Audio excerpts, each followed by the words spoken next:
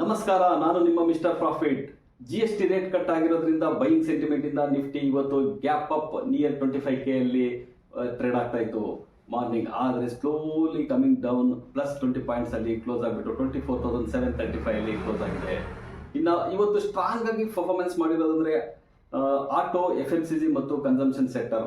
Weak performance ಅಂದ್ರೆ IT, metal, defence ಮತ್ತು energy sector. Mid cap ಮತ್ತು ಸ್ಮಾಲ್ ಕ್ಯಾಪ್ ಸಹ ಇವತ್ತು ಅಂಡರ್ ಪರ್ಫಾರ್ಮೆನ್ಸ್ ನ ತೋರಿಸಿದೆ.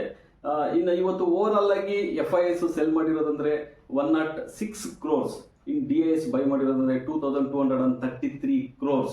ಇನ್ನು ನಿಫ್ಟಿ ಎಬೋ 24,800 ಇದ್ರೆ ಇದು ಬೈಯಿಂಗ್ ಝೋನ್ ಅಂತ ಹೇಳ್ಬೋದು. ರೆಸಿಸ್ಟೆನ್ಸ್ ಬಂದ್ಬಿಟ್ಟು 24,900, ಸೆಕೆಂಡ್ ರೆಸಿಸ್ಟೆನ್ಸ್ ಬಂದ್ಬಿಟ್ಟು 24,980 ಆಗಿರುತ್ತೆ. ಇನ್ನು ಸಪೋರ್ಟ್ ಬಂದ್ಬಿಟ್ಟು 24,650 ಮತ್ತೆ 24,530 ಆಗಿರುತ್ತೆ. ಇನ್ನು ಬ್ಯಾಂಕ್ ನಿಫ್ಟಿ ಫ್ಲಾಟ್ ಆಗಿ ಕ್ಲೋಸ್ ಆಗಿದೆ 54,075 ಅಲ್ಲಿ. ರೆಸಿಸ್ಟೆನ್ಸ್ ಬಂದ್ಬಿಟ್ಟು 54,700 ಆಗಿದೆ. ಸಪೋರ್ಟ್ ಬಂದ್ಬಿಟ್ಟು 53,650 ಆಗಿದೆ. ಇನ್ನು ಸೆನ್ಸೆಕ್ಸ್ 150 ಪಾಯಿಂಟ್ಸ್ ಗೈನ್ ಆಗಿಬಿಟ್ಟು 80,720 ಅಲ್ಲಿ ಕ್ಲೋಸ್ ಆಗಿದೆ. ಓವರ್ ಆಲ್ ಮಾರ್ಕೆಟ್ ಡ್ರ್ಯಾಗ್ ಮಾಡೋದಕ್ಕೆ ಮುಖ್ಯ ಕಾರಣ ಏನಂದ್ರೆ ಗ್ಲೋಬಲ್ ಮ್ಯಾಕ್ರೋ ಅನ್ಸರ್ಟಿನಿಟಿ ಮತ್ತು ಟ್ರಂಪ್ ಸ್ಟೇಟ್ಮೆಂಟ್ಗಳು. ಇನ್ನು ಕಂಟಿನ್ಯೂಸ್ FIS ಔಟ್ಫ್ಲೋ ಆಗ್ತಾ ಇರೋದು. ಇನ್ನು ಓವರ್ ಆಲ್ ಆಗಿ ನಿಫ್ಟಿಯಲ್ಲಿ 141 ಸ್ಟಾಕ್ಸ್ 52 ವೀಕ್ ಆಗಿದ್ರೆ, ಇನ್ನು 40 ಸ್ಟಾಕ್ಸ್ 52 ವೀಕ್ ಲೋ ಇದೆ. ಓವರ್ ಆಲ್ ಆಗಿ ಡೌ ಜಾನ್ಸ್ ಫ್ಲೇ ಆಗ್ತಾನೆ ಇದೆ, ಪಾಸಿಟಿವ್ ಅಲ್ಲಿ ಮೂವ್ ಆಗ್ತಾನೆ ಇದೆ.